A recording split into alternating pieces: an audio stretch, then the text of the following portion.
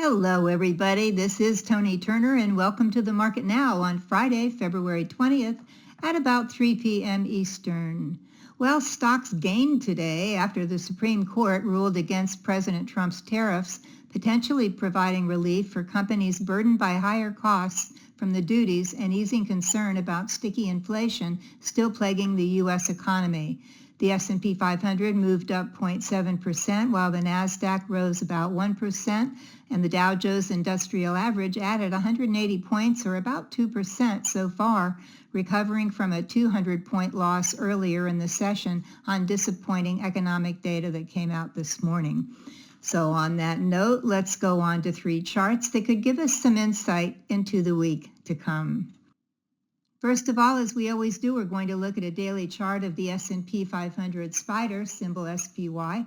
Of course, this is the exchange-traded fund that closely follows our benchmark S&P 500 index.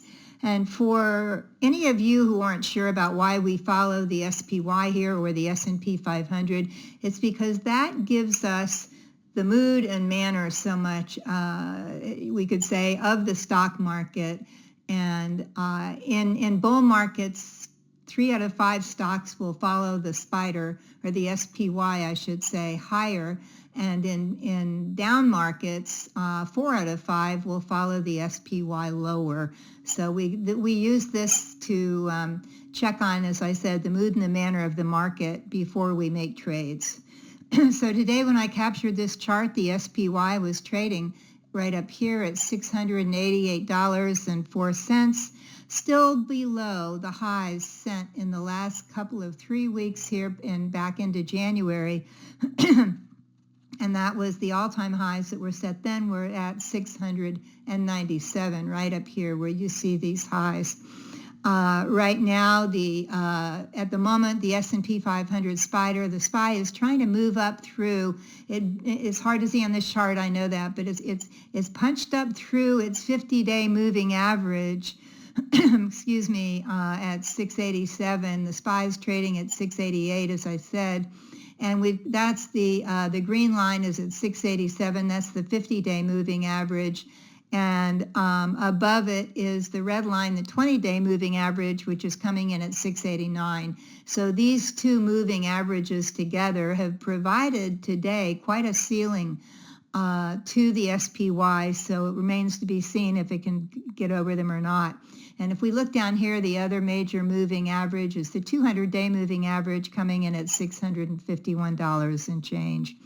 Now, you can't see it on this chart, but since the April low, and everybody made an April low, since the April 7th low that the SPY made at $481, the SPY since then, you can't again see it on this chart, the SPY has been pretty much walking up the red moving average, the 20-day moving average, making higher lows and higher highs in an uptrend, until it hit the October high up here at 690. That was an all-time high at that moment in time, and it was, since from those April lows all the way up to here, was a 44% gain. So that's pretty steep, pretty good.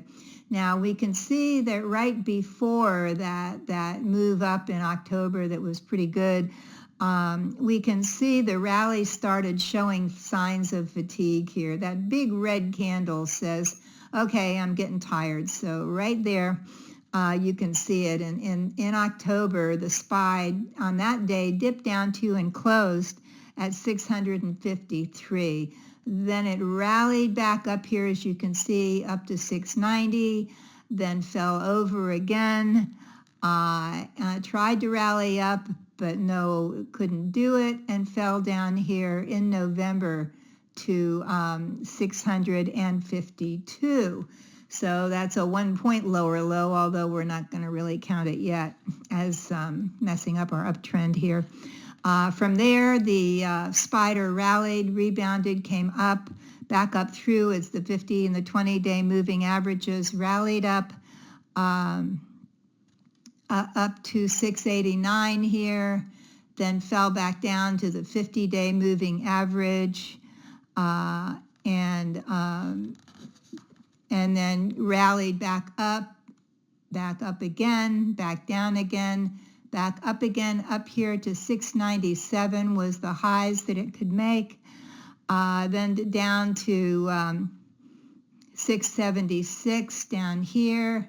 And in the last month, just about or a little longer, we can see that the SPY is getting a little tired here, which makes perfect sense. Markets move in cycles. Markets of industrialized nations move in cycles. They don't move straight up forever. Of course, sometimes we get a sideways market, and sometimes we get a down market. But we've been in this mode here for quite some time, and now, as trends do, it's starting to get a little tired, especially with all of the AI goings on, some very positive, some getting into a little bit of trouble. So we're trading now, as I said, in a kind of in a range here between 676 and 697, and it just hasn't been able to get up over that 697 level. So the question is, in the coming week, will buyers pay up? Will they pay up and say, all right, we'll pay for a higher, we'll buy more and pay for and pay for this rally to continue? We have resistance here at the moment at 688, 689, where it is with these moving averages, and of course up to 697, of course. We have this support at 676, which is important. Then we go down here to 671. Then we can go down here to the November lows at 652 down here. And of course, we've got the 200-day moving average down here at 651. So next week, too, we've got a lot going on. We have NVIDIA earnings are coming out on Wednesday. That's going to be important and fun. Also, we have the PPI, the Producer Price Index, and the Chicago PMI. We also have the situation with Iran, and that is something that we'll just have to pay attention to and see how it unfolds. So anyway, we've got a lot going on. Stay tuned and trade carefully. Our next chart today is a daily chart of the Invesco QQQ, symbol QQQ. This is the ETF that closely follows our NASDAQ 100, which is the top 100 non-financial stocks in the NASDAQ stock market. And that, of course, includes the large cap momentum stocks, the Magnificent Seven, Alphabet, Meta, Tesla, Apple, that whole group. Now, when I captured this chart today, the Qs were trading at $607.91. They are 4% now below the all-time highs, which is up here, right up here, and right up here at 637. Now, the Qs are now trading below their 20-day, the red line and the green line, the 50-day moving averages trading below them. The 20-day is coming in at, the red line's coming in at 613.94. We can call that 614. And the 50-day is coming in at 617. So like with the SPY, these two lines are acting as a ceiling at the moment. On the SPY, however, they're going horizontally, both of them. Moving averages that are overhead, if they're moving horizontally, they're not as powerful as they are if they're moving down. And in this case, the Qs, the 20-day and 50-day are moving slightly down overhead. So will it make a difference? We'll see, but that's usually what happens.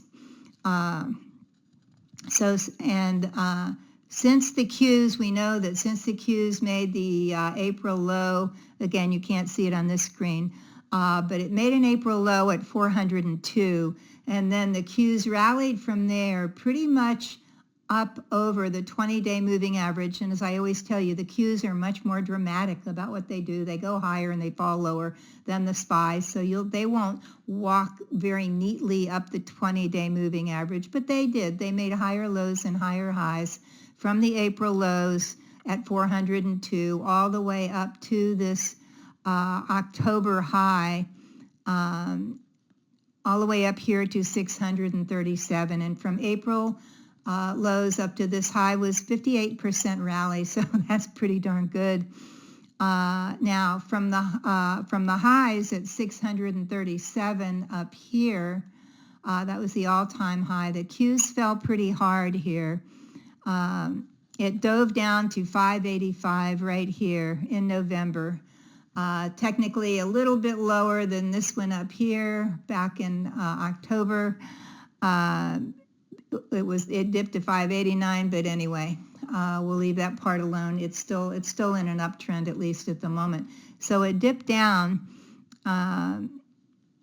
It dipped down to 585 in November, then rallied back up here to 628 in December, then fell down here to 600 right at that low, then rallied and moved back up here through the 50-day, through the 20-day, and then just started walking along the 50-day moving average here, moving sideways, then dipped down here real quick, dropped to 594, then moved back up here, went back up again to 637.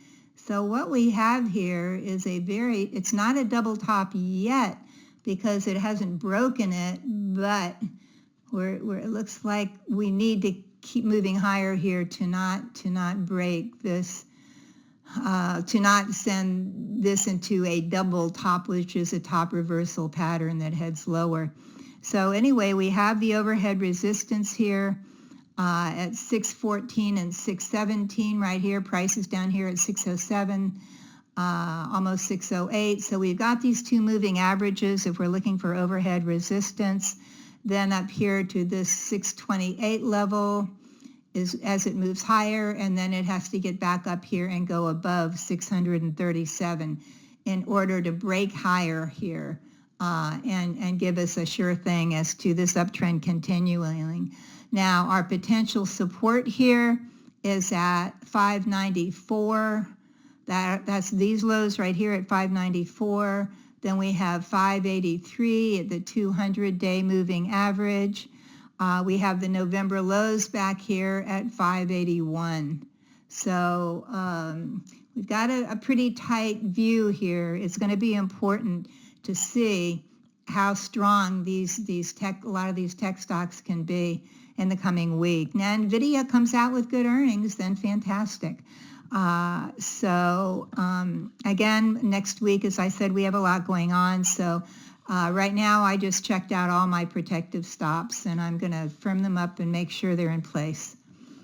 Our last chart today is a daily chart of the State Street Communication Services Select Sector SPDR ETF. Boy, that's a long name. Symbol XLC. The XLC has 23 holdings. Top holdings include Meta, Alphabet, Verizon, Netflix, Comcast, AT&T, Disney, and so forth. Kind of an interesting ETF. And when I captured this chart today, the XLC was trading right here at $116.97, right on top of its 20 and 50-day moving averages, which are right underneath price, exactly where it is right now at 116. 20-day maybe you can almost see the red there, but for let's just say it's all trading right now at about right around 116, and that would be price and both moving averages. Then we can see down here that the 200-day moving average is coming in at $111.67. Now, we know that, and again, you can't see it on this chart, but I use it for reference. The XLC made an April low at 84. Then it rebounded and ran up its 20-day moving average to an all-time high up here in September of last year. It moved up there to 119. Then it fell from there down, then rallied back up off its 50-day. Look how nicely it used that for support. Then did come all the way down here to November low at 110. then rebounded back up here through its moving averages to 118, then rolled down in January down here to 113, then shot straight up. And I'm going to say a lot of this move may have been on Meta, because if you purchase this ETF, you will have shares of Meta. It's actually one of the highest holdings of the XLC. So it's going to demonstrate that somewhat. And actually, that's one reason I chose the XLC, because at the moment anyway, I do like the setup that Meta has going on. This is a way to participate in that, but do it at maybe a little softer level than you would be if you bought those shares and only those shares.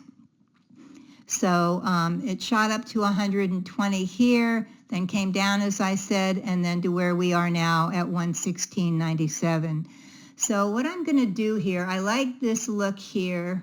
I know that next week could be very, very hectic, and so I'm not going to rush into anything at all, but see how it turns out by the beginning of the week and as we get into it. So in the coming week, if the XLC can stay above 114, and that's right here, if the XLC can stay above 114, and you know what, if the market's misbehaving or heading down, I will wait. I won't get into it. NVIDIA's earnings are going to be important. So I might even hold off until they come out on Wednesday after the bell. But at any rate, we'll see how it goes. So if in the coming week the XLC can stay above 114, and again, if the market behaves reasonably well at the same time, I will buy a small position of the XLC in my trading portfolio, and I'm going to put in a stop down here. It's going to be a tight stop at $113.75. Now, if and when the XLC can rise up and move up and over this 120 level and close above it, I will add to my position, and of course by then my stop will be a trailing stop. So you may want to keep an eye on the XLC in the coming week. And finally, please know that at ToniTurner.com, we've lowered the price of all of our online training programs to make them more accessible to everyone. So if you'd like to become a more profitable trader, now is a great time to check out my timeless training programs. Right here, Trade the Trend to Profits, absolutely one of my favorites. I love it because you get in when the trend starts higher, and all you have to do is keep an eye on your stops and you're good. So Trade the Trend to Profits shows you how to take bigger profits out of the market over and over again. You'll learn how to buy a stock or an exchange-traded fund in the early stages of an uptrend, how to manage it as long as the trend is in place, and at the right time, grab your profits. So you buy low, you sell high, and you do it over and over again. You'll know when to buy, how to manage your position, and the right time to take profits. Now, our new low price for this program is only $127. You should be able to make that pretty easily. And once you receive special bonuses when you order, including 1 month of Metastock daily charts or Metastock real-time charts for free. From our ever-popular 7 steps to successful trading, to how to swing trades successfully, to trade the trend to profits, to how to read charts, which is great for novices and anybody who wants to brush up, 3 winning setups, great for short-term traders, and another one of my total favorites, how to bottom fish like a pro. Find out how my online programs can help you earn more money quickly and easily. And once you purchase, you have unlimited access to learn at your own pace. So be sure to check them out by going to the link on this screen up here, or easier still, just click on the orange button below. Until next week, be careful out there. Keep green on your screen. I'm Toni Turner, and this is The Market